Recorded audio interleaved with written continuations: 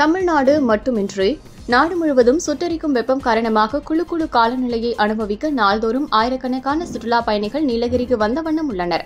அவ்வாறு வந்த சில சுற்றுலாப் பயணிகள் முதுமலை புலிகள் காப்பகத்தில் வனத்துறையால் ஏற்பாடு செய்யப்படும் வாகன சவாரி மூலம் வனப்பகுதிக்குள் வன விலங்குகளை கண்டு ரசிக்க சென்றனர்.